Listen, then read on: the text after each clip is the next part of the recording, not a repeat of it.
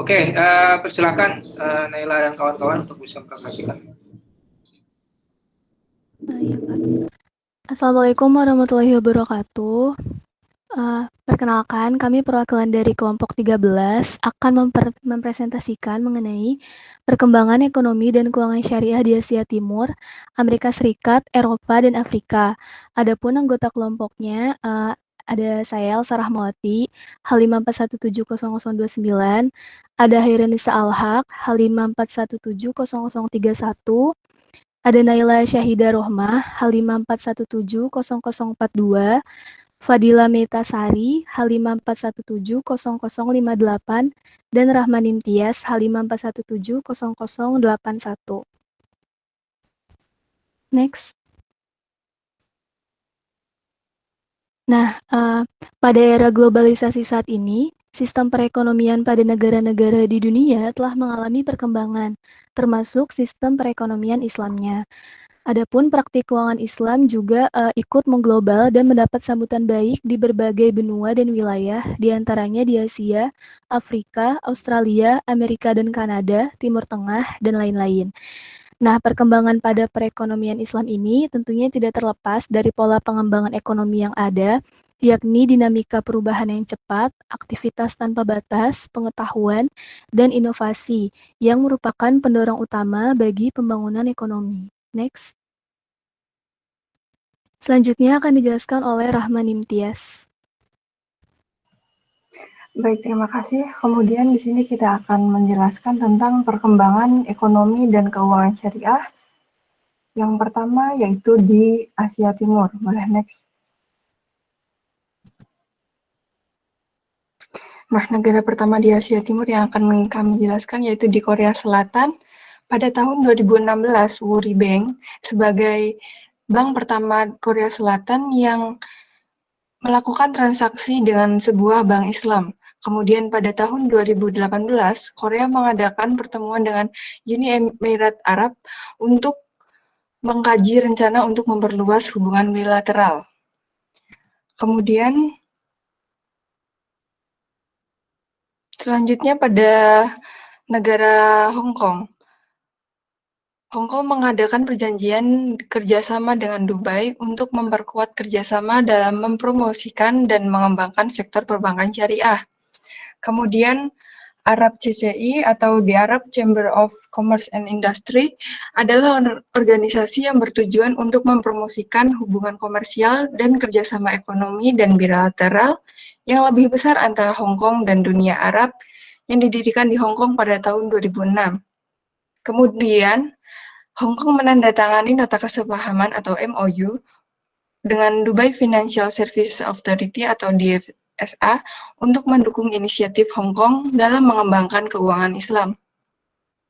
Selanjutnya, di negara Cina, diluncurkan Belt and Road Initiative atau BRI oleh Presiden Cina Xi Jinping pada tahun 2013, yang merupakan salah satu proyek infrastruktur dan investasi terbesar di dunia dalam sejarah, yang banyak menarik dana dari negara-negara Asia Tengah, Barat, hingga Timur Tengah. Kemudian terjadi juga kerjasama antara Islamic Development Bank dan Bank Investasi Infrastruktur Asia yang didominasi oleh Cina untuk menyediakan pembiayaan infrastruktur berbasis syariah.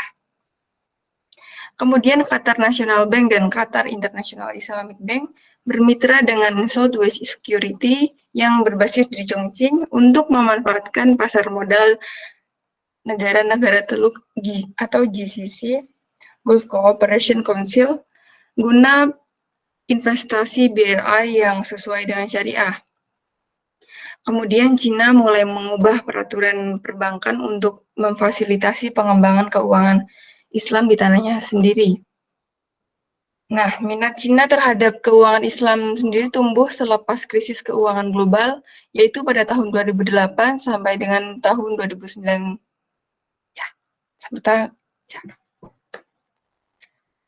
Kemudian akan dijelaskan oleh Saudara Fadila. Selanjutnya di negara Jepang, pernah terjalin kerjasama antara Mizuho Bank dan Islamic Corp for the Development of the Private Sector atau ICD dalam pemberian fasilitas pembiayaan dengan skema murabahah. Bank of Tokyo Mitsubishi UFJ pernah memperoleh lisensi dari Dubai Financial Services Agency karena telah mengoperasikan Islamic Window di Uni Emirat Arab. Kemudian, Nomura Holdings, Ion Credit, dan Toyota Financial Services Corp telah menerbitkan sukuk perusahaan melalui anak perusahaan mereka di Malaysia. Selanjutnya, Tokyo Strategic Business Innovator atau SBI Holdings dan Kementerian Keuangan Brunei yang meluncurkan usaha patungan yang disebut SBI Islamic Fund Limited yang berfokus pada pembiayaan syariah. Selanjutnya, Jepang Financial Services Agency mendukung bank-bank Jepang untuk melakukan bisnis pembiayaan syariah di pasar luar negeri dengan membiarkan anak perusahaan asing mereka mengambil deposito syariah. Selanjutnya akan dijelaskan oleh Naila.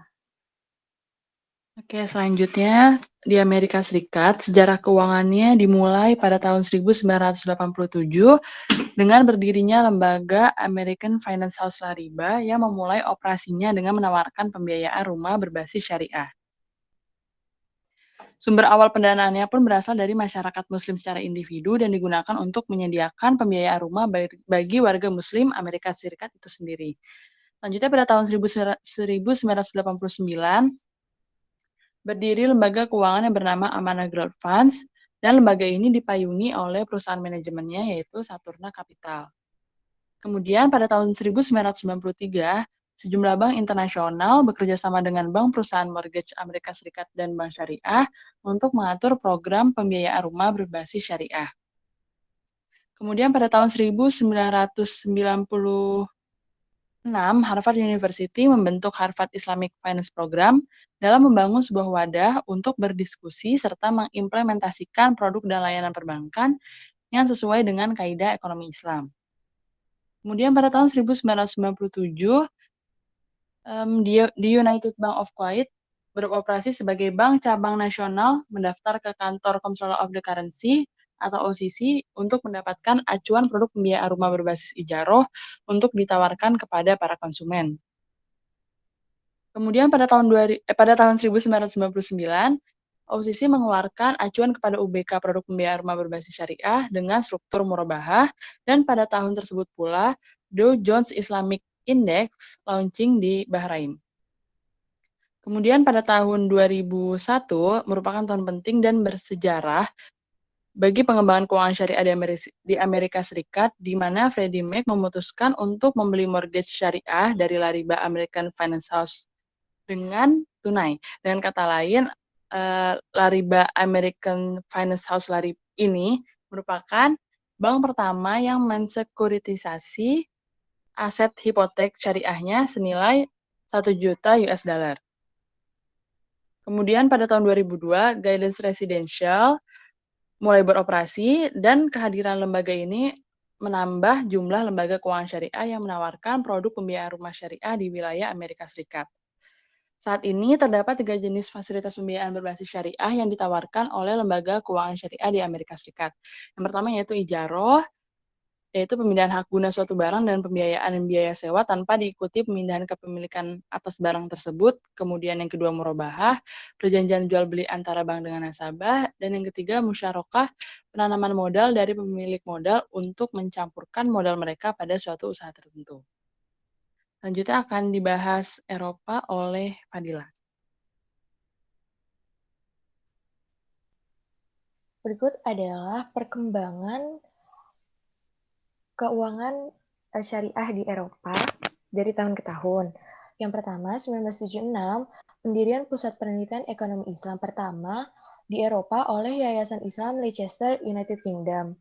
1977 berkembang menjadi Pusat Penelitian Ekonomi Islam Internasional di Universitas King Abdul Aziz. 1981, pendirian Asosiasi Internasional untuk Ekonomi Islam di Leicester, UK. 1982, Dar al-Islami atau DMI membuka kantor di London. Kemudian pada tahun yang sama didirikan Bank Al-Barakah. 1983, Bank Al-Barokah beroperasi di Inggris dan didirikan sebuah perusahaan takaful UK sebagai anak perusahaan dari DNI. 1988, 1988 dan 1989, Bank Al-Barokah membuka 2 cabang di London. 1991, Bank Al-Barokah membuka cabang di Birmingham. 1995, Universitas Loughborough mengakui dan mengadopsi sistem pembelajaran perbankan dan keuangan Islam di tingkat magister. Tahun 1997, Bank Serikat Kuwait membentuk divisi spesialis syariah yang diberi nama Unit Perbankan Investment Syariah. 1999, Bank Serikat Kuwait memperkenalkan pembiayaan kepemilikan rumah dengan akad ijaroh. 2010, diselenggarakannya Konferensi Internasional tentang Ekonomi Islam keempat di Loughborough, Inggris. 2011, Konferensi ke-8 di Qatar, dan tahun 2013, Konferensi ke-9 di Turki.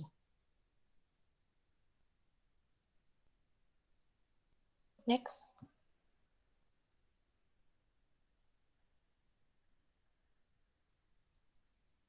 Selanjutnya akan dijelaskan oleh Nisi. Selanjutnya yaitu perkembangan ekonomi dan keuangan syariah di Afrika. Asal mula keuangan Islam di Afrika dapat ditelusuri kembali ke tahun 1960-an, di mana Mesir menjadi negara Afrika pertama yang menawarkan perbankan Islam yang low profile karena alasan politik. Kemudian di Afrika, perbankan Islam itu dibagi atau memiliki 2 model perbankan Islam. Yang pertama yaitu model yang terdiri dari pengaturan bank syariah yang lengkap. Yang kedua yaitu dengan pengaturan jendela yang didedikasikan untuk keuangan Islam dalam bank konvensional. Layanan keuangan Islam lainnya termasuk asuransi Islam atau takaful, layanan investasi yang sesuai dengan syariah, dan layanan keuangan mikro Islam. Selama 5 tahun terakhir, keuangan Islam telah mengalami ekspansi besar-besaran di seluruh Afrika. Keuangan syariah di Afrika mencapai 2,3 miliar dolar Amerika Serikat yang diperoleh melalui penerbitan Sukuk Afrika. Sukuk tersebut menyediakan sumber pendanaan baru yang mencakup kedaulatan dan lembaga keuangan.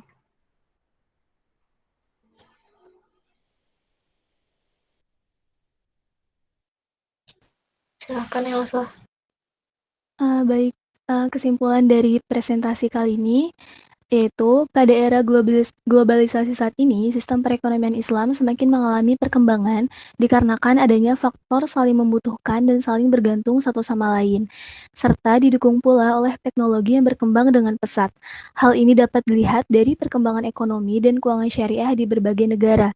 Ekonomi syariah di Asia Timur dan Amerika Serikat berkembang cukup pesat dari tahun ke tahun, khususnya jika diukur dari 3 indikator, yakni dari segi keilmuan, institusi, dan regulasi. Adapun pertumbuhan keuangan Islam di Eropa ditandai dengan banyaknya lembaga keuangan Islam dan instrumennya yang tumbuh secara pesat, di antaranya perbankan syariah, sukuk, dan takaful. Selain itu, di Afrika saat ini telah ada lebih dari 80 lembaga keuangan Islam, di mana sebagian besar dari institusi ini telah memiliki lisensi dalam 5 tahun terakhir. Di antaranya Afrika Selatan, Nigeria, Kenya, Senegal, Djibouti, Uganda, dan Maroko. Ya, sekian presentasi dari kelompok kami.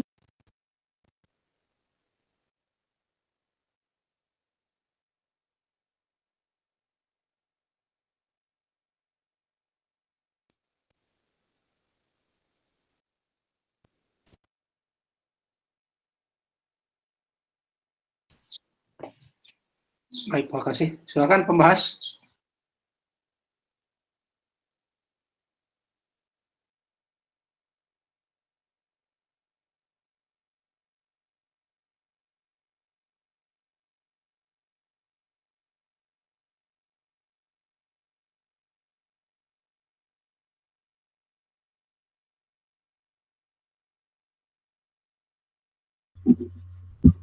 Halo, Assalamualaikum. Apakah suara saya terdengar dengan baik?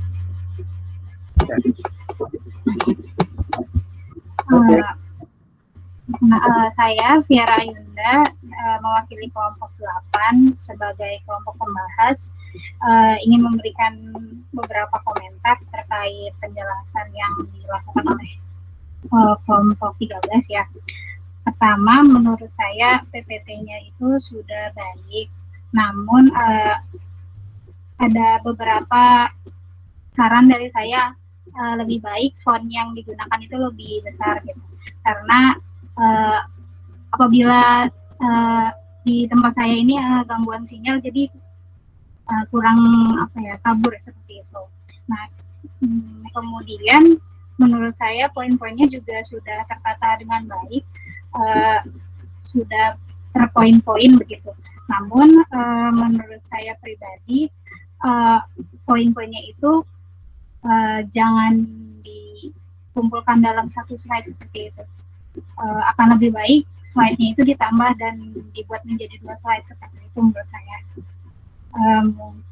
Kemudian, terkait perkembangan yang dijelaskan oleh kelompok 13 ini, menurut saya akan lebih baik menjelaskan perkembangan negara-negaranya itu sedikit mencantumkan data-data gitu. Bisa berupa data produk halalnya kah, perdagangannya kah, seperti itu menurut saya.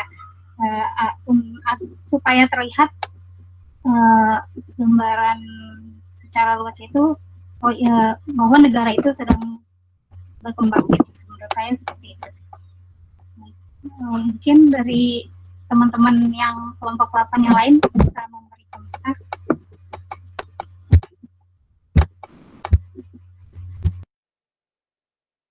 Terima kasih atas masukannya dari kelompok pembahas tadi ya.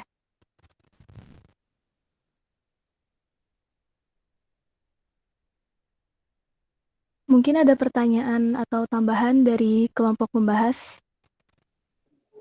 Ya, izin bertanya. Saya Tri Ayu dari kelompok 8. Tadi kan ada di sini dijelaskan perkembangan ekonomi keuangan syariah dan Cina pun sudah mulai mengembangkannya melalui mega proyeknya yaitu BRI. Menurut kelompok kalian kira-kira apa saja kendala yang dihadapi oleh Cina untuk mengembangkan keuangan syariah di negaranya? Dan ada sedikit koreksi dikit sih, cuma satu kata. Di slide yang Asia, yang bagian Cina itu, ada Cina mulai mengubah peraturan perbankan untuk memfasilitasi pengembangan keuangan Islam di tanahnya sendiri. Menurut saya kalau lebih baik tanahnya itu diganti dengan negaranya supaya lebih enak dibaca. Terima kasih. Iya, baik. Terima kasih, Ayu. Mungkin ada yang ingin bertanya lagi dan memberi masukan.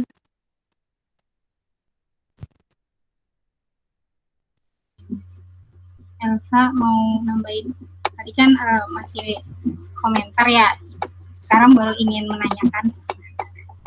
Iya. Jadi tadi kan disebutkan gitu di Amerika ada Dow Jones Islamic Index ya.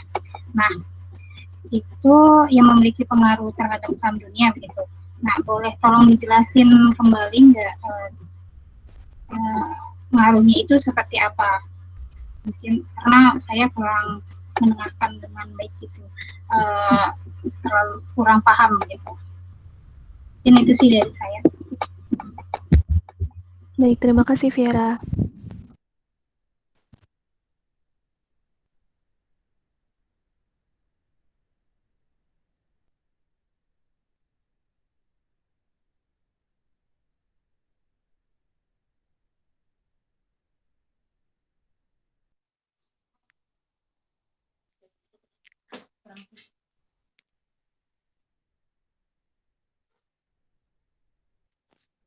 Halo, Assalamualaikum. Iya, Waalaikumsalam. Elsa, saya dari kelompok pembahas ingin memberikan sedikit komentar pada slide yang mana ya lo? Slide yang Asia Timur. Mungkin bisa dijelaskan ya, dari Arab CCI itu kepanjangannya apa gitu? Oh iya, baik. Terima kasih, Terus Aisyah. iya, ada pertanyaan juga. Oh iya. Nah, tadi kan dijabarkan tentang perkembangan ya yang di Eropa. Saya lihat sepertinya lebih ke kayak sejarah ya per tahun-tahun. Nah, bisa tolong jelaskan nggak peranan dari salah satu asosiasi yang telah didirikan di Eropa itu dalam sistem ekonomi Islam di Eropanya sendiri? Oh iya, baik. Terima kasih Aisyah atas pertanyaannya. Ya, Mungkin teman-teman dari kelompok penyaji ada yang ingin menjawab.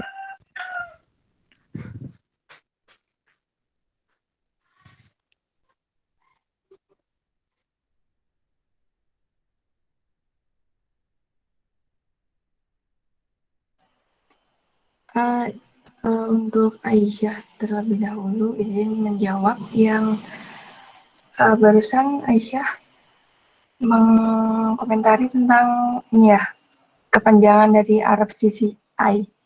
Nah, tadi waktu presentasi sudah saya sebutkan apa itu kepanjangannya. Mungkin kurang didengarkan atau bagaimana. Yaitu kepanjangannya adalah The Arab Chamber of the Commerce and Industry gitu tadi. Gitu. Mungkin nanti akan ditambahkan di slide-nya. Terima kasih Aisyah. iya, mungkin saya yang kurang dengar. Maaf ya. Terima kasih juga.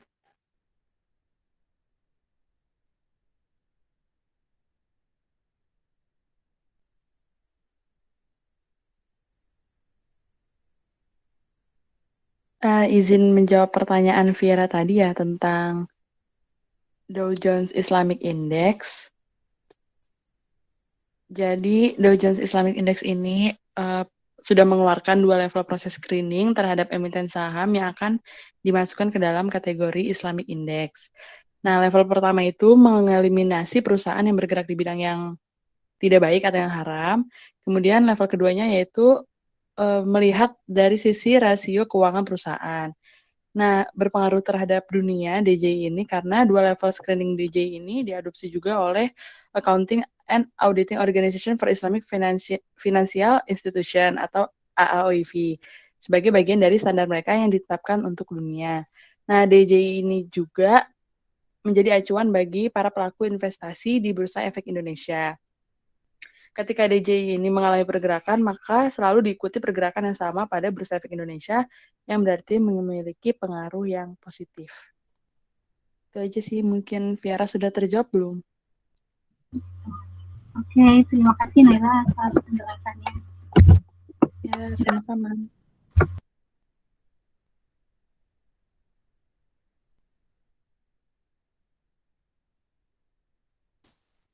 Mungkin saya akan menjawab pertanyaan dari Ayu. Tadi pertanyaannya, ini ya, apa saja kendala yang dihadapi Cina dalam perkembangan ekonomi Islam di negaranya? Nah, kendala yang dihadapi Cina itu diantaranya adaptasi yang lebih intrinsik dari kerangka kerja perbankan legal Cina terhadap keuangan Islam. Selain itu, juga penyediaan profesional yang lebih berkualitas di sektor ini membutuhkan pelatihan intensif di pusat keuangan global internasional, terutama di GCC dan juga Asia Tenggara. Seperti itu. Apakah sudah terjawab, Ayu? Ya, Elsa, makasih. Ya.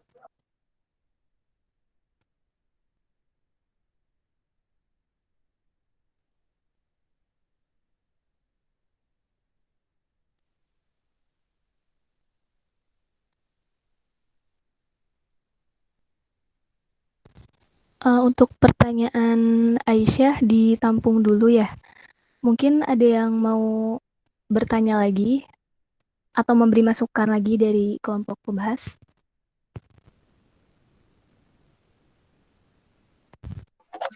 Cek, suara Tika terdengar? Iya, terdengar. Oh iya, baik. Mohon maaf tadi ada kendala sinyal di sini, jadi tadi sempat keluar. Ya, Tika setuju dengan yang dibahas oleh Viera ya. Mungkin lebih ditambahkan lagi beberapa informasi. Yang terbaru mungkin ada bisa ditambahkan. Terus juga bisa ditambahkan juga kayak misalkan faktor-faktor apa saja yang sekiranya di negara-negara tersebut itu perkembangan keuangan syariahnya itu sangat pesat, mungkin bisa dijelaskan. Mungkin dari sisi faktor regulasi, mungkin regulasinya bagus atau tidak gitu.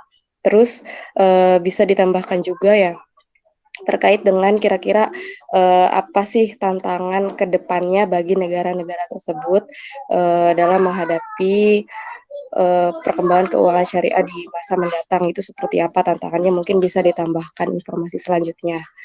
Nah, terus di sini Tika ingin bertanya ya, kira-kira negara yang mana selain negara Hong Kong itu kan bekerja sama dengan Dubai ya. Nah, selain dari Dubai itu kira-kira negara mana saja yang bekerja sama dengan Hong Kong? Itu saja, terima kasih. Baik, terima kasih Tika atas masukan beserta pertanyaannya. Mungkin dari kelompok pembahas ada tambahan lagi atau pertanyaan lagi? Izin bertanya, Elsa. Iya. Saya Sarah dari kelompok 8. Ingin bertanya, bagaimana strategi Jepang dalam menyusul pasar keuangan Islam yang sekarang global itu? Terima kasih, Elsa. Iya, sama-sama Sarah.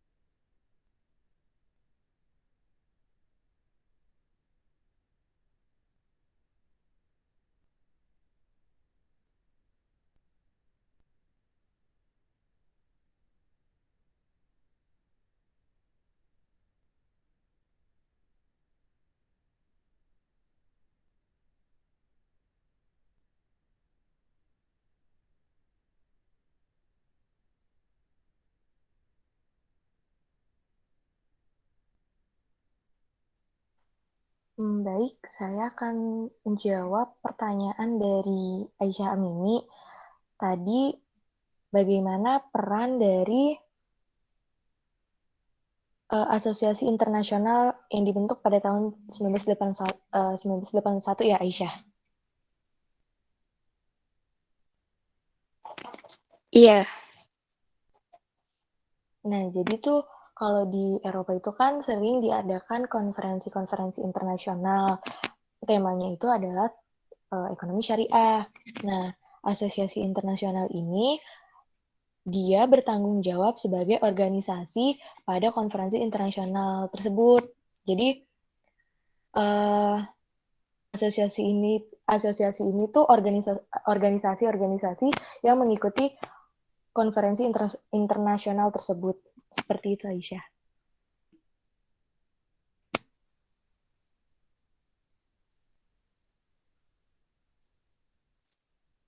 Iya, terima kasih atas jawabannya ya. Iya, sama-sama.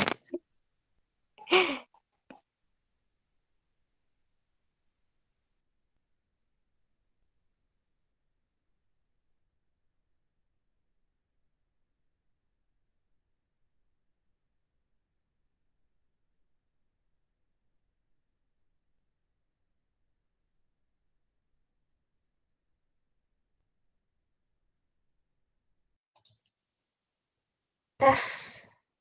Nah, saya izin mencoba menjawab pertanyaan Sarah yang bagaimana strategi Jepang dalam menyusur pasar keuangan Islam global gitu ya Sarah ya?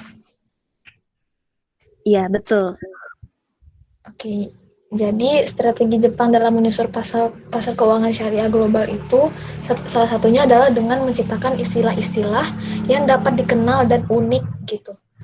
Istilahnya itu misalnya kayak sukuk Jepang gitu. Sukuknya itu ada namanya tersendiri, namanya itu J sukuk, yaitu sukuk yang berpotensi dikeluarkan oleh bank atau lembaga keuangan Jepang kepada investor Islam gitu. Terus ada juga namanya sukuk samurai. Sukuk samurai itu dikeluarkan oleh bank asing atau perusahaan yang ada di Jepang gitu. Itu salah satunya. Apakah menjawab, Sarah? Sudah, Nis. Terima kasih. Terima kasih kembali.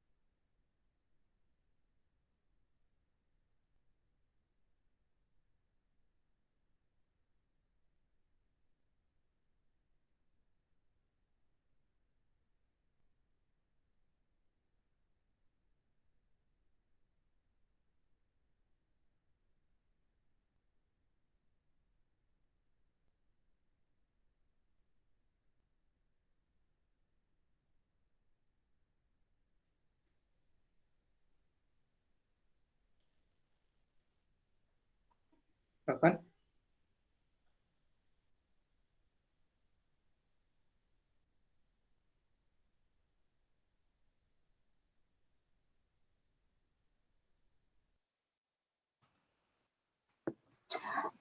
Baik, izin menanggapi atas tanggapan dari Saudara Tika atas data yang terbaru tadi ya, Saudara Tika.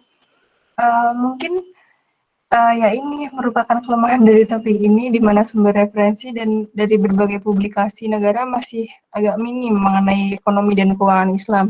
Jadi baru segitu saja yang dapat kami presentasikan gitu, Saudara Tika. Tapi sudah maksimal dari usaha kami untuk mencarinya. Kemudian pertanyaan Tika, apakah ada kerjasama Hong Kong dengan negara lain selain dengan negara Dubai? Ya, ada selain dengan negara Dubai, Hong Kong pernah bekerja sama pula dengan Malaysia, yaitu kerjasama antara otoritas moneter Hong Kong, yakni Hong Kong Monetary Authority, dengan Bank Negara Malaysia. Itu mereka menandatangani nota kesepahaman dalam kerjasama pengembangan industri layanan keuangan, terutama di sektor keuangan Islam. Sebagai langkah kerjasama strategi jangka panjang, kedua pihak menyetujui untuk memperkuat kerjasama di sejumlah area, termasuk pengembangan sumber daya manusia. Selain itu, kerjasama ini memiliki tujuan untuk memfasilitasi dan mempromosikan pengembangan infrastruktur pasar keuangan yang efektif melalui pertukaran informasi dan pengalaman, terutama pengembangan wacana peraturan keuangan syariah. Begitu, Saudara Tika. Terima kasih banyak atas jawabannya, Mbak Yas. Sama-sama.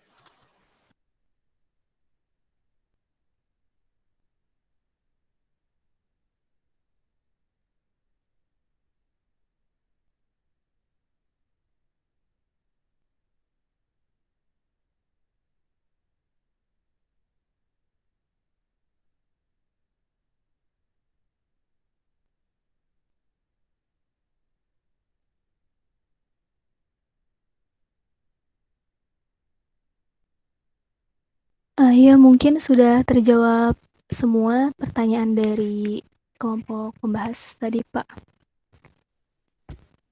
Kan langsung ke ini, ke yang lain. Silakan yang Ya lain. mungkin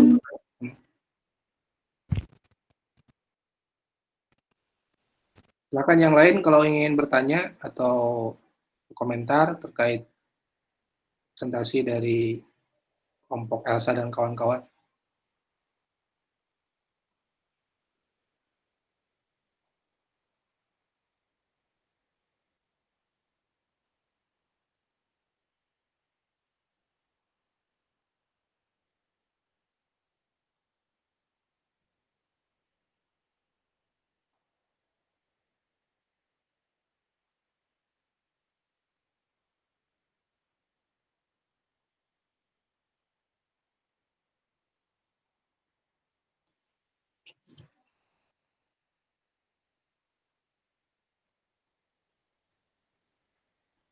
Silakan.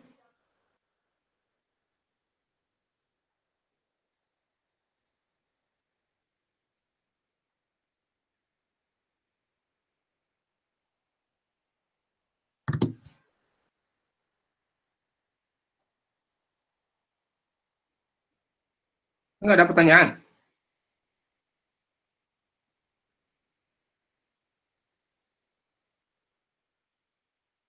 Sarah ada pertanyaan, Sarah Sofia.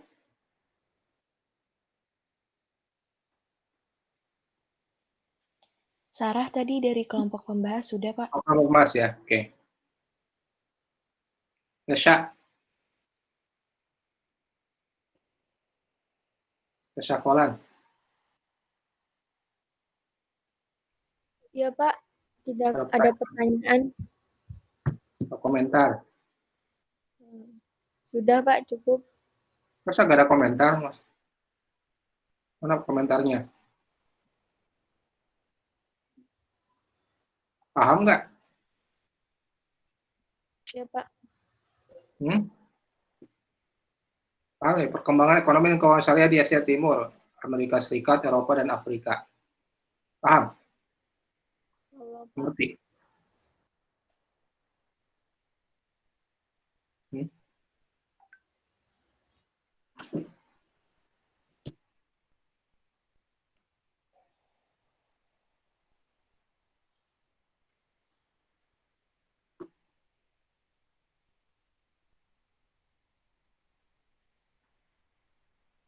Tidak ada yang lain pertanyaan? Komentar? 37 ya, tadi ada 40 sekian ya.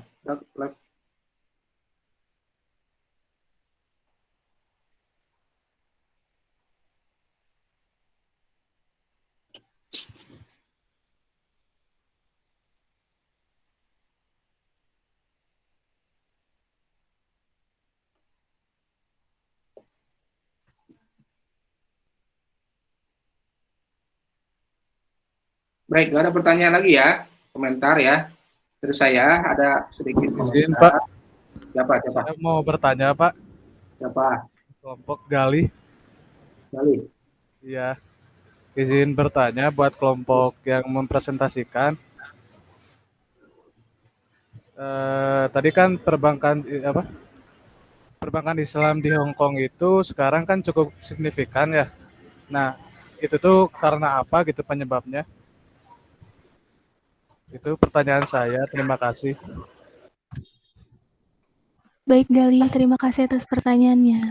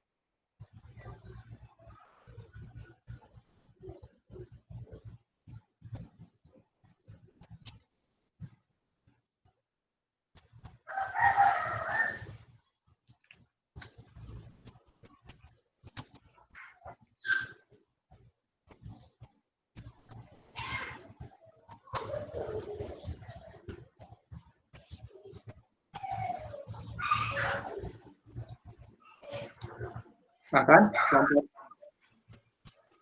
mereka tanggapan.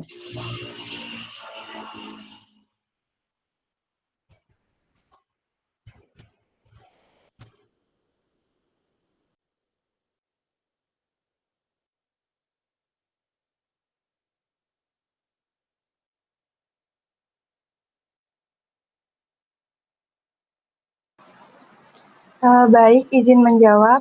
Apakah suara saya terdengar? Ya. Ya, jadi pertanyaannya perbankan Islam di Hong Kong kan cukup signifikan, apa penyebabnya gitu ya? Menurut Kuwait Finance House, itu research tingginya potensi perbankan Islam di Hong Kong dikarenakan negara tersebut memiliki likuiditas tinggi, ekonomi bebas, kehadiran kuat dari bank asing, dan sistem pajak yang sederhana. Keunggulan tersebut membuat Hong Kong menjadi kandidat besar pusat keuangan Keunggulan tersebut membuat Hong Kong menjadi kandidat besar pusat keuangan utama Islam. Hong Kong dianggap sebagai pintu gerbang ke Cina yang memiliki pasar yang kuat. Apa jelas Galih atau harus diulang? Alhamdulillah jelas, Mbak Yas. Terima kasih Mbak Yas. Ya, baik. Terima kasih juga Galih.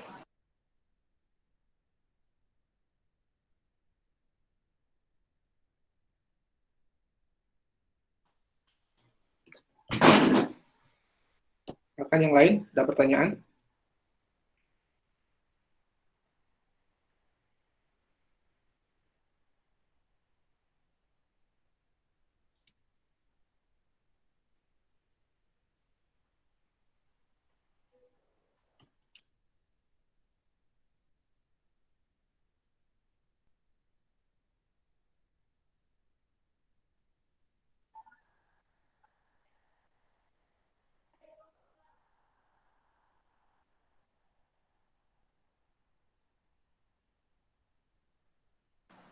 Nah, untuk teman-teman apabila presentasi dari kami masih kurang jelas, boleh mampir ke video tugas eksin kami.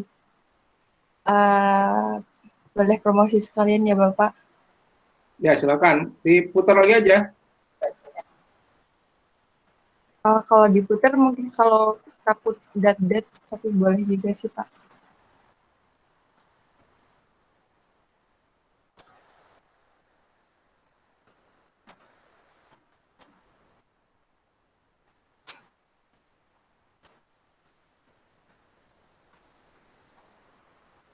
Silakan diputar aja.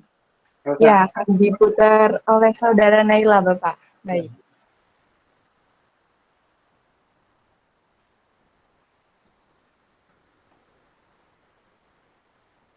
Sebentar ya teman-teman.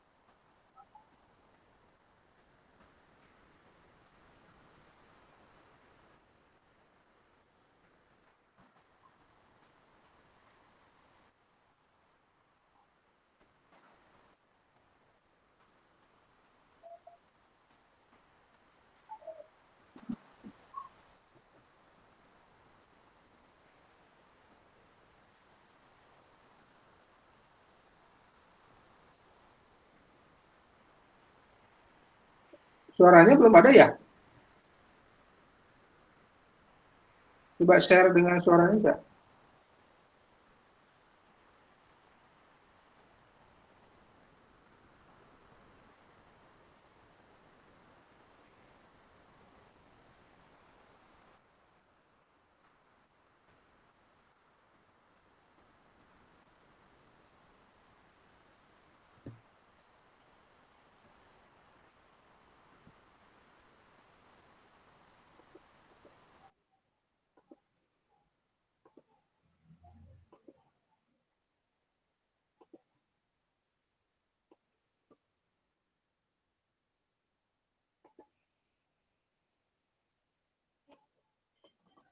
Seiring dengan perkembangan globalisasi, praktik keuangan Islam juga mengglobal dan mendapatkan sambutan baik di berbagai benua dan wilayah.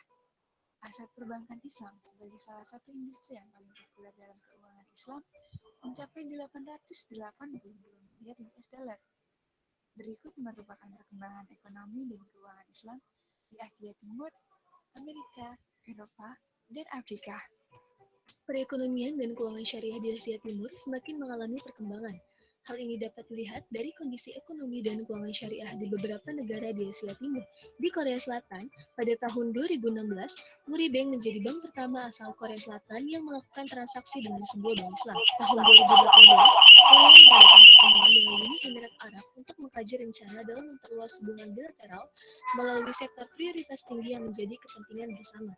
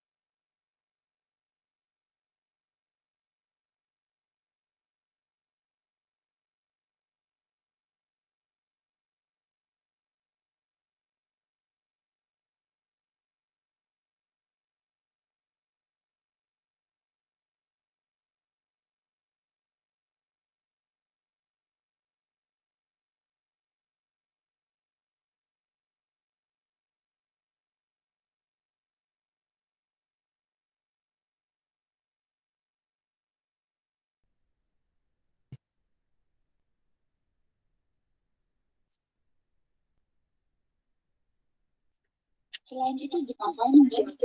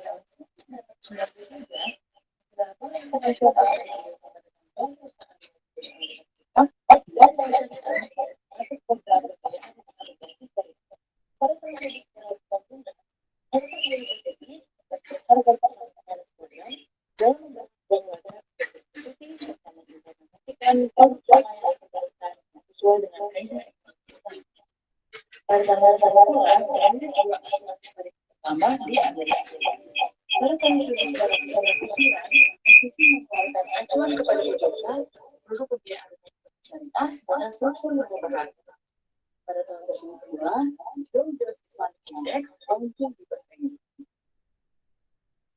Nah, perkembangan keuangan Islam di Eropa ternyata ditandai dengan banyaknya lembaga yang di Eropa. Salah satunya adalah perbankan syariah. Bank di Eropa yang secara operasional berbasis syariah. Selain itu, terdapat 16 bank konvensional yang melayani produk keuangan syariah. Instrumen keuangan syariah seperti suku bunga sebagai negara pertama yang menerbitkan obligasi syariah tersebut juga merupakan pelopor pengembangan asuransi syariah.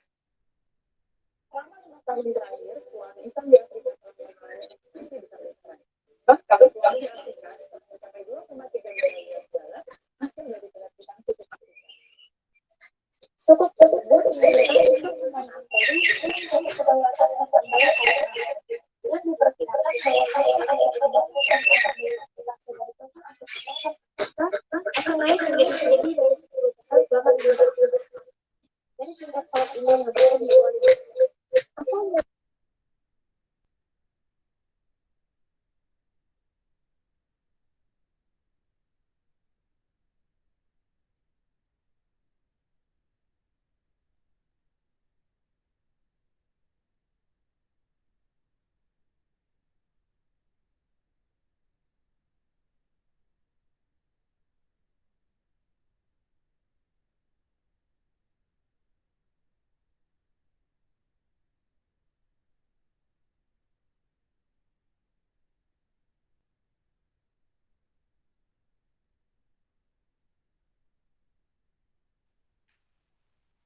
Baik, terima kasih.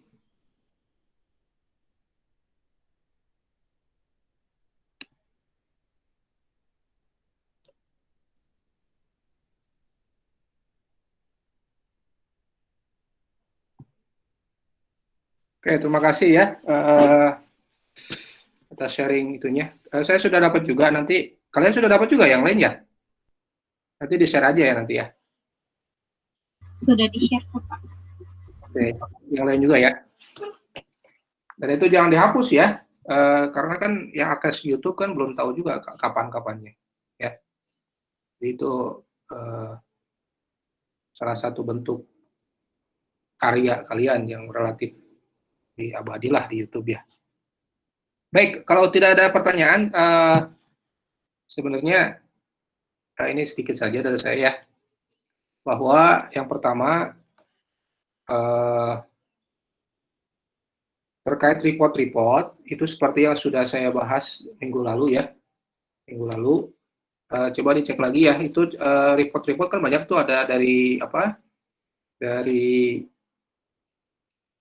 mana, dari Dinar Standar ya, terus dari Global Islamic Financial Report tuh ya, terus juga ini yang penting juga, ini saya baru dapat juga nih report dari Refinitiv ya, Refinitiv.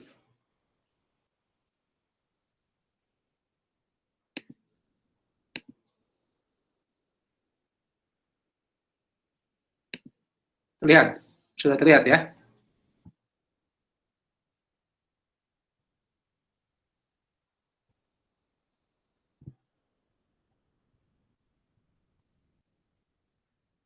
Lihat ya, ini Refinitiv ini salah satu lembaga yang kredibel juga, internasional ya. Ini masih satu jaringan dengan Thomson Reuters. Tahu ya, kalau Thomson Reuters ini apalagi ya sudah. Nah, Refinitiv juga salah satu lembaga yang menjadi rujukan ya, rujukan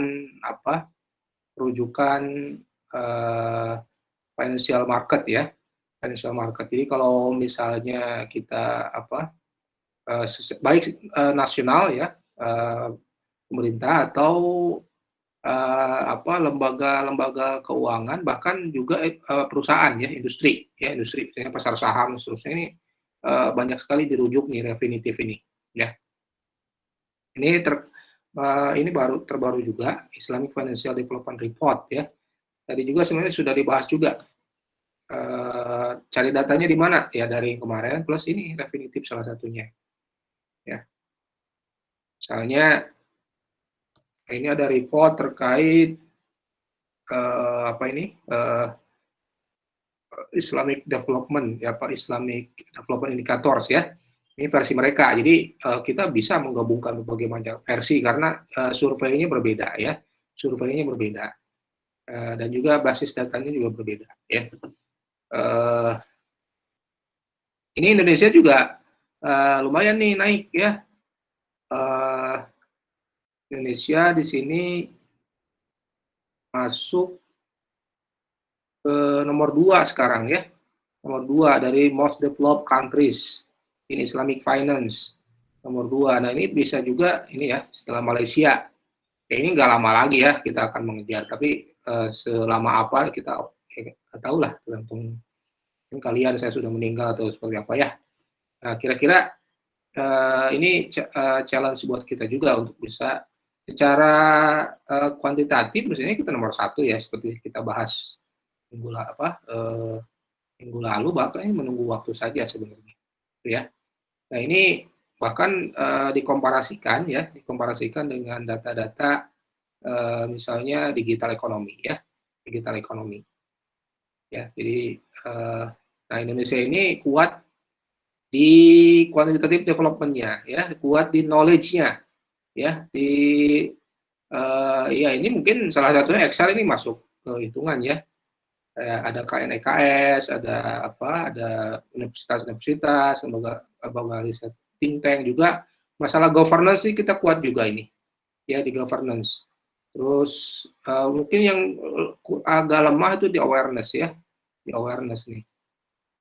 Di CSR juga agak lemah nih ya, kalah dengan yang lain gitu ya. Tapi overall kita tuh sudah nomor 2 ya setelah Malaysia. Ya.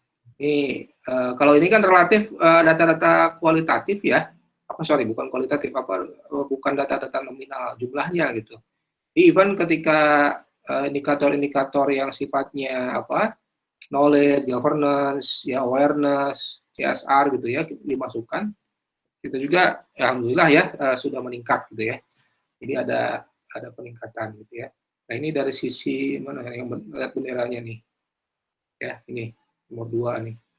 Nah, Malaysia sih masih agak ini ya masih tinggi gitu. Nah ini terutama di knowledge nih, di knowledge ya. Malaysia nomor 1, kita nomor 2. Ini jomplang sekali, kita bagus ya. Terus yang masih lemah itu masih di governance ya, governance belum banyak nih. Di governance, di awareness juga belum terlalu ini ya, awareness. CSR belum banyak ya. Jadi kita masih kuatnya di knowledge ya, knowledge management ya, knowledge management dari Islamic Economics and Finance ya. Kuat biasanya kita seminar-seminar itu ya, paper, tapi ketika masuk ke kerangka governance, kita ke awareness itu masih lemah ya. Berarti ini kan kalau bisa dilihat dari sini Indonesia itu masih perkembangannya itu masih on paper gitu ya, masih tacit gitu ya, masih dalam kepala gitu ya, masih dalam paper, masih dalam buku, indikator-indikator yang belum terkejawantahkan dalam aspek-aspek perekonomian secara praktis gitu ya. Nah, ini mungkin karena masalah data juga, mungkinnya belum terdata secara lengkap atau masih non-tradable ya, non-tradable sectors ya. Jadi masih non-tradable, jadi masih belum tercatat gitu ya. Ini kan kalau sudah dicatat, misalnya CSR ini kan sebenarnya ya mungkin yang tercatat ya hanya perusahaan-perusahaan, tapi kan kalau definisi responsibility kan banyak juga, ada social responsibility juga ya. Kan kalau social responsibility bukan hanya corporate sebenarnya. Coba kalau di sini social responsibility, kita kan terkenal ya masyarakat yang cukup sosial ya, cukup daya sosialnya tinggi gitu ya. Sukuk juga kita belum terlalu ya. Sukuk juga development Islamic banking juga masih belum ya, masih belum. Ya. Ini Islamic kuantitatifnya sebelum. Nah, knowledge ini bagus kita di education tuh ya, nomor 1 malah di dunia ini, nomor 1 ya. Di riset nomor 2 setelah Malaysia. Di seminar nomor 2 setelah Malaysia. Nah, ini saya sebut tadi ya. Di conference ya masih kalah dengan Malaysia, tapi ya more or less di news masih kurang ya. News masih kurang. Artinya peranan media ini penting juga nih. Ya, peranan media atau sosial media ya. Sekarang penting juga ya. Di governance kita relatif di regulasi yang kuatnya ya. Regulasi kuat tapi aspek syariah governance, corporate governance ya, CSR funds ini masih lemah ya, masih belum banyak gitu ya. Masih diregulasi ya. Ini biasalah Indonesia itu biasanya regulasi dulu gitu kan. Kalau implementasinya masih belakangan. Tapi bagus. Justru kalau perkembangan seperti ini bagus juga sih sebenarnya. Jadi jangan duluan baru regulasi belakangan ya. Jadi kita sudah antisipatif lah at least ya.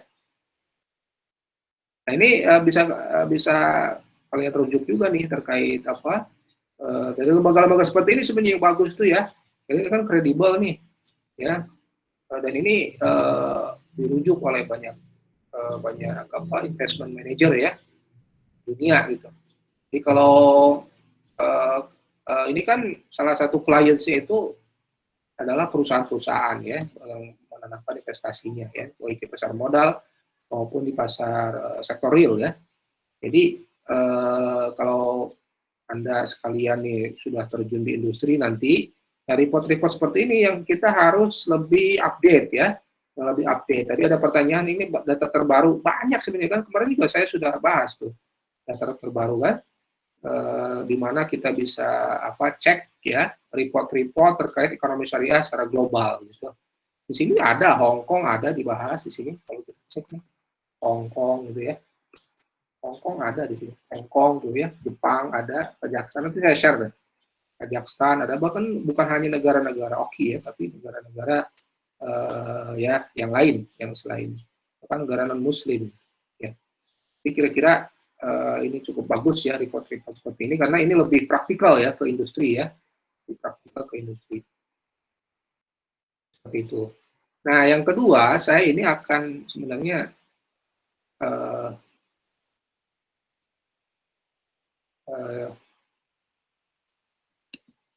ini saya sekarang belajar studi kasus ya.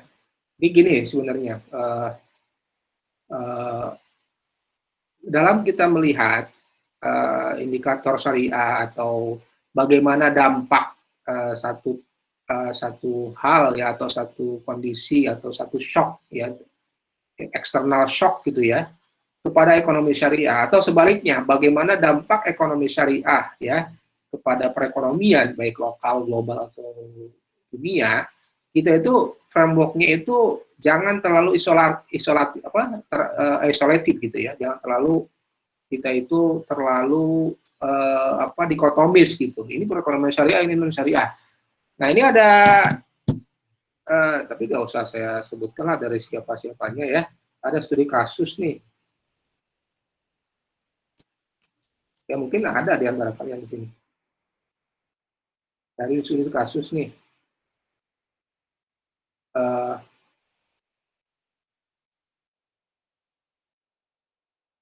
Saya ditugaskan. Coba bisa dijawab ya oleh kalian ya. Dijawab ya nanti ya. Saya chat di ininya. Di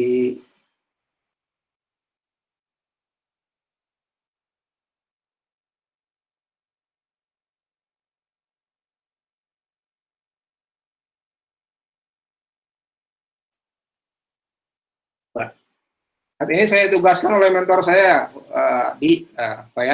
untuk membuat penelitian terkait aspek edukasi atau human capital empowerment dalam pengembangan ekonomi syariah. Jurnal yang jadi rujukan adalah The Impact of Human Capital on Economic Growth. Ya, akan tetapi saya memiliki kendala dalam menetapkan proksi untuk pengembangan ekonomi syariah itu sendiri dan metode yang tepat dalam menganalisanya. Karena hal tersebut, jika saya mengkonsultasi secara langsung, coba. Saya tanya di kelas ini semua, bagaimana cara menjawab ini? Yang bisa, silakan. Bagaimana cara menjawab ini? Ini nanya proksi, ya proksi apa? Pengembangan ekonomi syariah. Silakan, ada yang bisa bantu jawab nggak?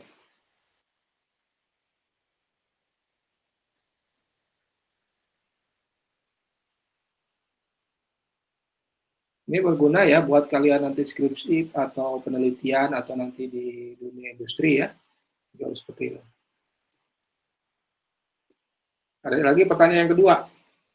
Kemudian, saat ini saya belum ada data terkait PDB syariah. Apakah ada data lain yang menjadi acuan dalam menentukan pertumbuhan atau perkembangan ekonomi syariah? Saya mencoba data dan mentok hanya di data keuangan syariah. Coba, siapa yang bisa jawab?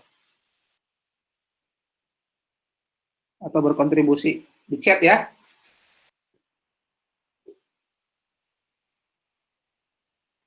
Silakan. Kalau yang ini silakan yang mau punya pandangan bagaimana memecahkan masalah itu.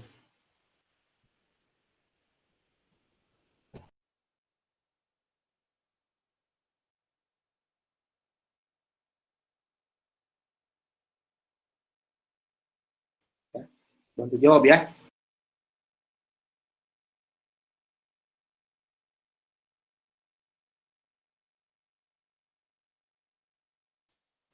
Sekarang itu kan zamannya laboratory learning ya. Oh, laboratory learning itu apa?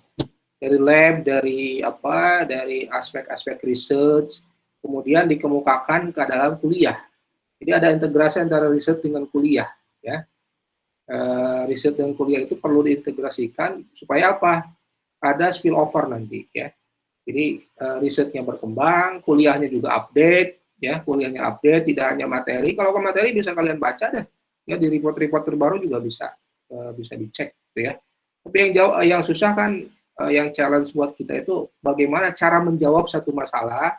Cara menjawab satu masalah, dan ini bisa dinamis, ya, bisa dinamis masalah itu. Dan sebenarnya how to do the research, ya, how to deal with the problem, ya, dengan cara riset itu, riset base, ya. Silakan, ada yang bisa bantu jawab? Yang kedua juga boleh, ya. PDB syariah ada nggak?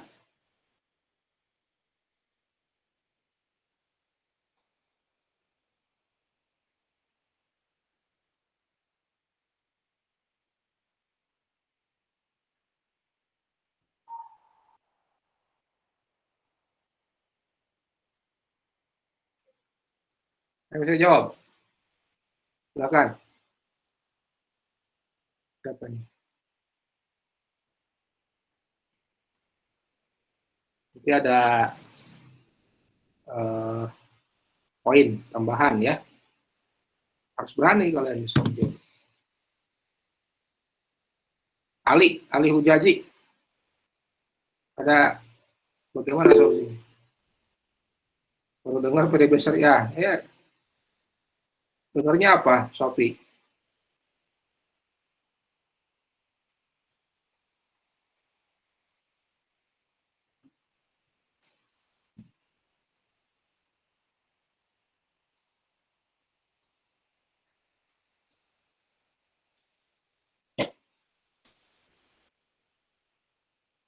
Ya. Siapa? Karena kan bentar lagi skripsi, kan? Ini pertanyaan banyak sekali, ya, riset-riset seperti ini.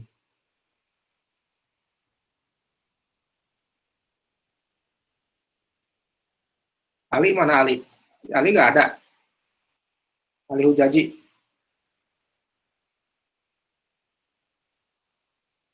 Oh, Ali nggak ada nih. Ada Pak, hadir Pak. Mana Ali? Ayo coba pandanganmu. Pandangan Ali nih terkait apa yang ada masalah di atas tuh.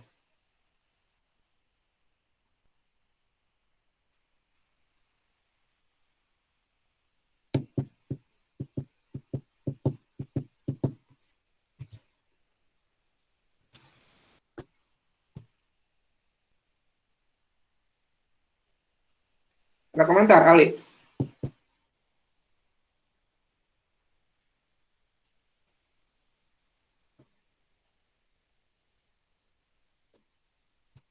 Bisa bantu saya jawab? Saya kan mungkin belum bisa jawab ini.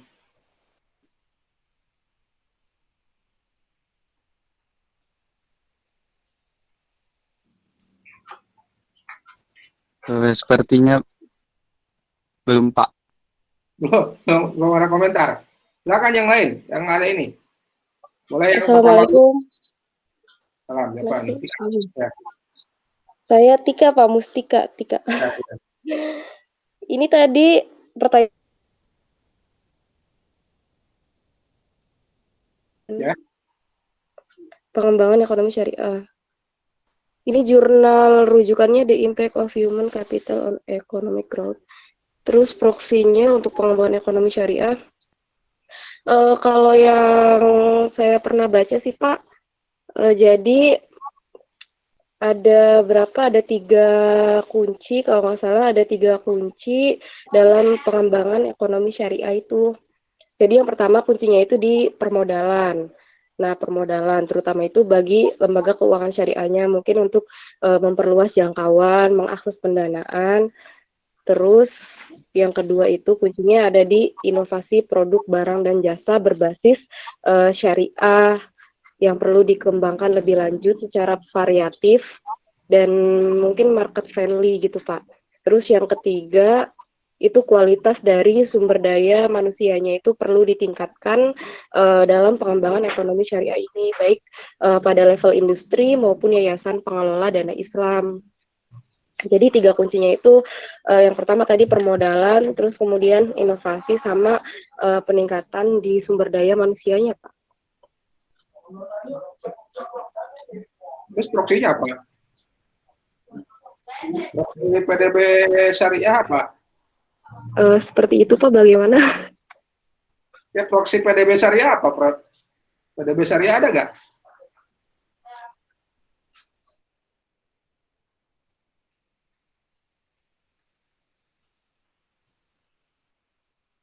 Belum ada PDB syariah. Ini kira-kira apa yang bisa dijadikan rujukan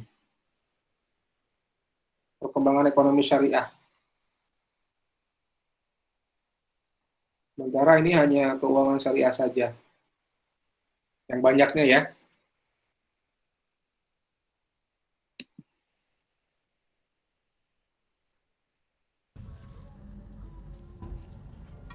Ya, Cek, Bapak. Iya, maaf Pak, tadi ada gangguan sinyal. Ya, harus Tika, siapa jawabnya? Ya, makasih Tika jawabannya ya. Apakah sekarang sudah terdengar jelas Pak? Nah, sebagai indikator ya.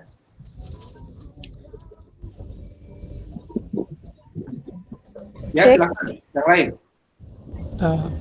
Izin Pak Iqbal. Ya. Sebelumnya mohon maaf Pak, saya sedang ada di jalan. Jadi menurut saya untuk terkait dengan PDB syariah itu bisa dilihat dari 2 indikator Pak. Yang pertama itu dari pertumbuhan usaha syariah dengan mengasumsikan PDB yang saat ini ada dikeluarkan oleh BPS. Saya sempat melihat di salah satu report yang dikeluarkan oleh Bank Indonesia bahwa Bank Indonesia mengasumsikan ada 4 sektor utama yang dijadikan sektor untuk menghitung PDB syariah, dari mulai sektor halal food dan lain-lain. Kemudian dari setiap sektornya itu juga diasumsikan sekitar 5-20% yang digolongkan sebagai sektor yang non halal, sehingga bisa dilihat dari sana Pak, yang pertama. Kemudian yang kedua itu dilihat dari aset keuangan syariah itu sendiri Pak. Berarti banyakkan yang halal atau non halal? Kalau yang berdasarkan dari report itu Pak, banyakkan yang halal Pak, karena yang non halalnya itu per sektornya itu sekitar 5-20%. Berarti sesuai dengan kaidah ya, yang lebih banyak yang halal ya. Iya Pak. Amalah halal gitu ya. Iya. Jadi jangan cari data PDB syariah ya. Kalau misalkan yang saya pernah baca juga Pak, PDB syariah itu dari BPS itu sedang menghitung Pak untuk tahun ini, tapi belum dirilis datanya. Jadi untuk tahun-tahun sebelumnya itu masih berupa asumsi Pak, belum dihitung secara realnya. Belum tentu BPS benar juga. Ya. Nanyanya juga ke universitas itu nanti nanyanya. Ya. Dan ini bisa berbeda-beda pendekatannya ya. Artinya itu bisa, mungkin kita lebih pintar di universitas untuk menghitung itu daripada orang BPS ya. Ya. Ya. Silakan yang lain, pandangan yang lain.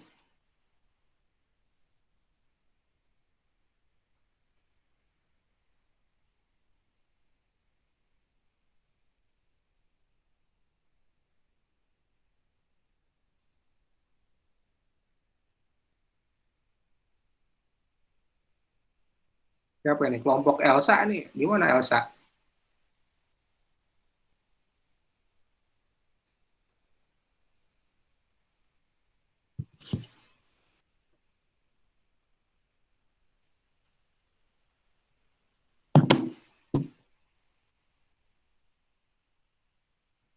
Mana? Kelompok Elsa dan kawan-kawan ada pandangan nggak?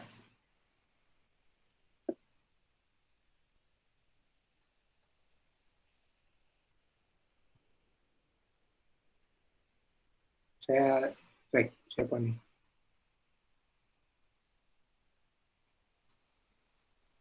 Kintan?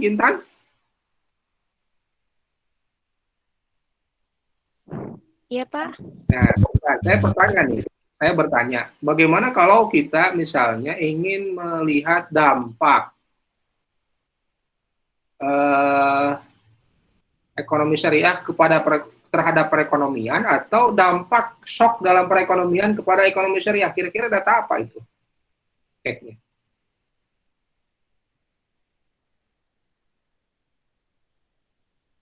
Data PDB syariah, cari. Bagaimana? Maaf Pak, tadi dampak apa? Dampak. Ya, dampak ekonomi syariah, misalnya dampak ekonomi syariah terhadap perekonomian, atau sebaliknya dampak yang terjadi dalam perekonomian kepada satu indikator ekonomi syariah. Soalnya kan ini ada kasus ya, ini nih.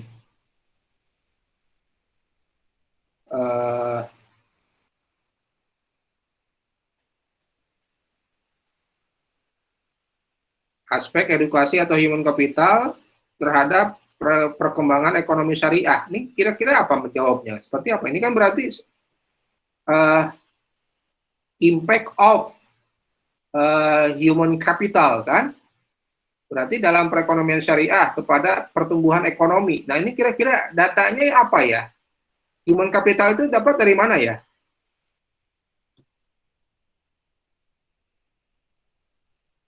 Ya, kalau economic growth-nya kan tadi sudah mungkin ya pendekatannya bolehlah salah satunya yang disebut oleh Farhan itu kita dekati gitu kan, atau secara overall juga nggak apa-apa PDB saja ya, karena kan economic growth gitu ya. Tapi human capital, impact of human capital in syariah ekonomi gitu, kira-kira dapatnya dari mana itu? Survei atau apa? Bentar. Dengan kalau misalnya menggunakan data per kapita, Pak. Hah? Human capital, gimana? Human.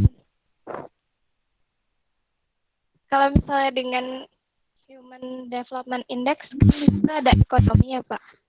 Apakah itu bisa? Bisa. Nah, misalnya ya, human capital negara oki ya terhadap economic performance. Ya berarti kan human capital dalam ekonomi syariah lah gitu ya. Itu dari mana dapatnya?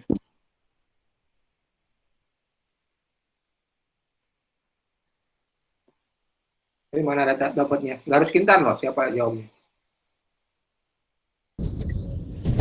Boleh izin menjawab lagi, Pak? Ya. Untuk human capital mungkin proxy yang bisa digunakan itu terkait dengan data perguruan tinggi yang menyediakan program studi ekonomi syariah seperti yang tadi disebutkan dalam report Islamic Financial Development yang baru dikeluarkan tadi. Setahu saya juga itu report kan baru ada dari tahun 2013 ya Pak, hingga tahun 2020. Kalau misalkan dilihat masih pendek kan Pak, waktunya baru 7 kali berarti mengeluarkan report, itu apakah bisa dijadikan proxy dalam, maksudnya dalam metodenya itu apakah memang bisa signifikan ya Pak? Bisa. Bagaimana cara memperpanjang data kira-kira? Biar kita nggak kehabisan akal gitu. Kira-kira cara memperpanjang data seperti apa? Kan itu Farhan tuh concernnya, wah datanya masih terbatas nih. Datanya masih terbatas kan? Dari tahun 2013 ke sini. Bagaimana cara memperbanyak data N-nya?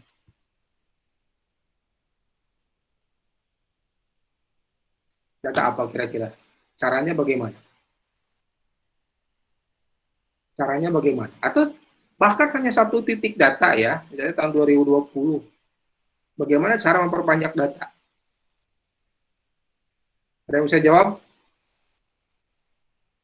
Ini kombinasi antara ekonometrik, antara bagaimana kita memperlakukan data, antara juga cara ininya juga ya, apa pengetahuan kita terhadap ya, dunia ekonomi syariah ya, data-data yang ada itu. Kira-kira apa? Nih, kasusnya, misalnya data finansial apa tadi? Apa tadi, Pak? Data literasi perguruan ya? tinggi memang research Pak. Itu cuma hanya satu titik waktu. Bagaimana caranya? Ya, nggak harus Farhan yang jawab. Bagaimana caranya? Ingin dikombinasikan dengan data yang lain, apa ingin dibuat misalnya causality dengan yang lain. Bagaimana caranya? dibuat data. Faiza, bagaimana Faiza?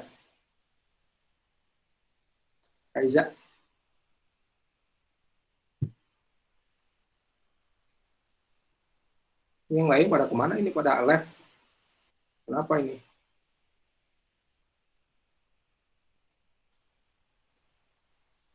Faiza ada nggak Faiza? Ya Pak. Ya, gimana caranya? Kita hanya satu titik waktu dapatnya.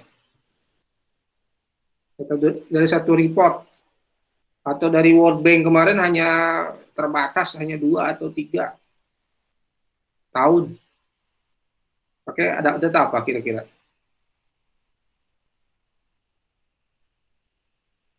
Data antar negara ya. Data antar negara itu artinya apa? Faiza. Feed ini ada feed ini. Vira feed ini. Ada nggak? Vira. Halo? Iya Pak. Vira ada nggak? Kira seperti apa? Kalau data dari Refinitiv tadi bisa nggak dipakai itu? Ingin menguji causality. Dengan apa misalnya economic growth gitu. Perkembangan ekonomi syariah. Kan data antar negara kan? Berarti pakai data apa itu? Data apa namanya datanya?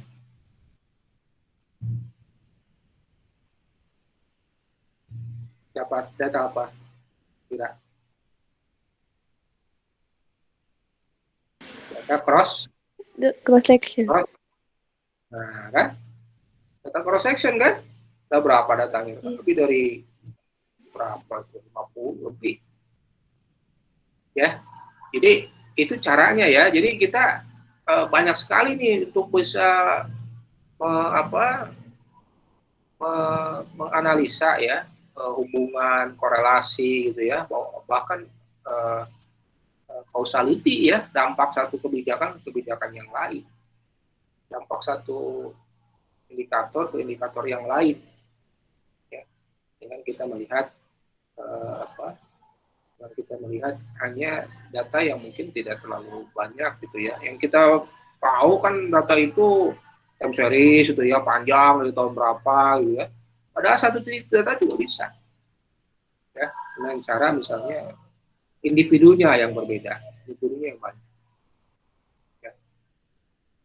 Paham ya kalian ya? Jadi biar ini kalian bisa lebih horizonnya lebih luas lah gitu ya.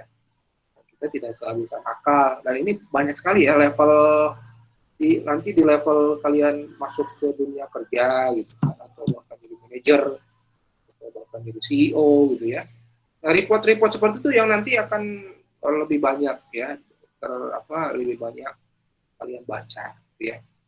Dan itu akan menjadi salah satu indikator dalam keputusan manajemen ya. Keputusan manajemen ya. Bahkan mahal sekali itu data-data seperti itu depannya itu ya. Bahkan big data ya, dari Gojek misalnya, atau dari data-data ya, machine learning dan seterusnya. Itu ya, ini saya sekedar memberikan ya insight lah buat kita semua, bahwa dalam ujungnya adalah menghasilkan satu keputusan regulasi atau keputusan manajemen atau keputusan dalam bisnis gitu ya. Itu banyak sekali sebenarnya, apalagi zaman sekarang itu data itu sangat banyak ya, luas, terbanyak dan murah, lebih murah sekarang itu ya data itu. Dan kita tinggal bagaimana cara kita mendefinisikan data tersebut ya, dan bagaimana kemudian metodologinya solid lah gitu ya. Dan kita sebagai praktisi ekonomi syariah, kita jangan isolated juga gitu. Karena framework itu tinggal kita adopsi saja sebenarnya. Ya. Tadi saya Farhan butuh bahwa PDB misalnya, bahwa ternyata BPS mau hanya meremove 5%, artinya kan ada gitu pendekatannya gitu ya. Human capital bisa juga tadi ya, atau fintech gitu ya, bisa juga ya. Dari data-data di proxy tadi ya, baik cross section atau time series ya. Atau yang data-data yang sifatnya netral gitu kan, misalnya cakupan misalnya data financial literasi atau data-data seperti kepemilikan handphone, itu jangan dicari orang muslim atau non muslim, lebih susah lagi. Udah kepemilikan handphone aja ke wilayah negara atau cakupan network ya, coverage. Itu tidak usah cari yang syariah, nggak usah, seperti hanya PDB nggak usah ya. Itu kan cukup didekati dengan data-data makro yang ada ya. Itu kira-kira ini sebagai bekal ya buat kita, baik nanti bentar lagi kan kalian skripsi itu atau apa ya, dan juga mungkin nanti kalian masuk dunia kerja, masuk dunia regulasi ya, atau kuliah lagi nanti, kira-kira seperti itu ya. Baik, ada pertanyaan? Kalau silakan, sampai jam 5:30 kalau ada pertanyaan silakan yang perlu didiskusikan.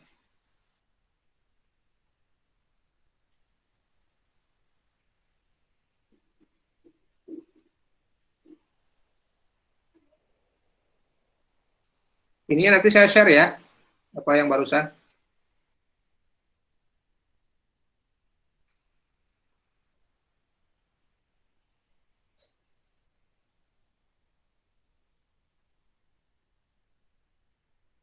Share-nya ke koordinator aja ya. Boleh Pak, ke saya. Ya, ke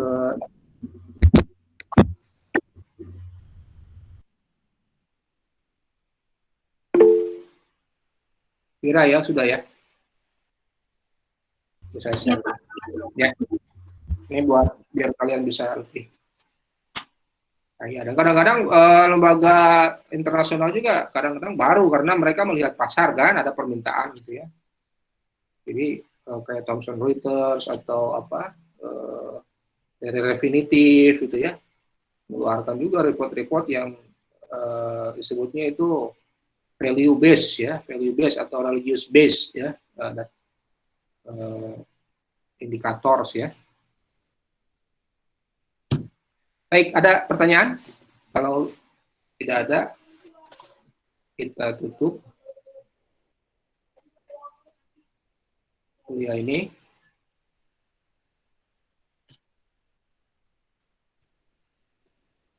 Baik, karena tidak ada pertanyaan, kita tutup ya kuliah ini. Semoga ada manfaatnya dengan pembacaan. Tutup dengan pembacaan Alhamdulillah dan doa kepada majelis.